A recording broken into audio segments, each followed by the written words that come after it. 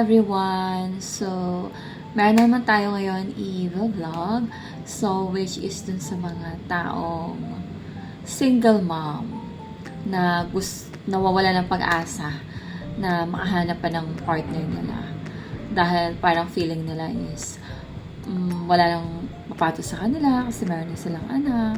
Alam mo yon, parang ayaw na nila ng sakit ng ulo. So, girls, kung kayo gusto nyo pa magkaroon ng in a relationship or magkaroon ng tutulong sa inyo in life, and kasi medyo nahihirapan na kayo, wag nyong isipin na wala na magkakagusto sa inyo, okay? Meron at meron sa inyo magkakagusto. Wag nyong i-close. Kumbaga parang kailangan nyo rin socialize, kailangan nyo makipag-usap sa labas. Alam mo yon, sa mga kung meron kayong dating app, i-dating app nyo. Kung hindi nyo kayang lumabas, kasi dyan talaga kayo makakahanap ng taong para sa inyo kapag nasa labas kayo. Actually, yung mga alam mo na pang dating app is just for wala talagang pera, and alam nyo na kung anong gusto lang nila kapag nasa dating app. So, ayun. So, recommend ko talaga, lumabas kayo, enjoy life. Just, parang social life, have a friends. So, para makahanap kayo ng totoong lalaking tatanggapin kayo. Yung, hindi naman ibig sabihin talaga na may anak na kayo is wala na. Especially lalo kapag maganda naman kayo. And, talagang maayos naman kayo, meron kayong mga standard.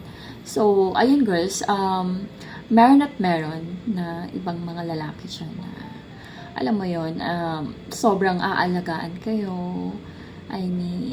Lalo na kapag may pera. So, possible na talaga dyan sa mga taong kaya kayong buhayin at yung anak nyo.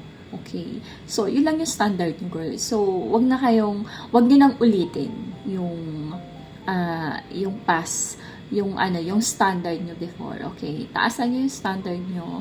When you say taasan, hindi na kayo papayag na sila yung masusunod, pagsisilbihan nyo sila, and i-make sure nyo na talagang zero ambag kayo sa magiging partner nyo. Okay? And yun na talaga yung pinaka number one importante, na sila talaga yung lahat gagawin para sa inyo, and kayo is mag-enjoy lang kayo. Lagi ko naman sinasabi yun sa vlog ko, diba? So, yun lang girl, i-make sure nyo na yun yung talagang standard nyo na, okay? Huwag na kayo masyadong mapili sa looks. Hindi importante ang looks dito. And sa age, syempre, kung highly recommend ko talaga is older than you. Huwag yung ka-age nyo. Kasi alam niyo naman, pag pagka-age, nag-enjoy pa yan. Kung kayo nasa 25 to 30s, talagang nag-enjoy pa sila, okay? Hindi pa sila yung tipong lalaki na, okay, magsisettle na ako. Tapos na ako dito sa happy-happy. Alam mo yon. So, yun girls, alam ko marami talaga sa mga girls, ang hot ni Kai, parang ang pogi-pogi, kumaga parang, hindi na nga ako maganda, tapos papadal pa ako sa mga hindi pogi. No girls, hindi yun ang life, okay? Kailangan mo mahanap talaga yung guys na talagang respetuhin ka as a human, and then mamahalin ka talaga as a human, kasama yung anak mo, okay?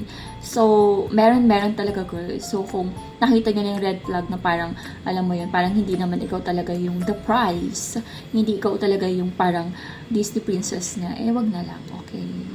So, and then mag-ayos din kayo ng sarili nyo, girls. Yun naman din lagi ko sinasabi, para makahanap din kayo ng totoong mamahalin kayo, pagsisilbihan kayo. So, ayun lang girls. Marami dyan, huwag kayong walang pag-asa. Meron at meron, okay? Ang daming lalaki sa mundo. Yun nga lang talaga, nasa standard na lang yan. Okay?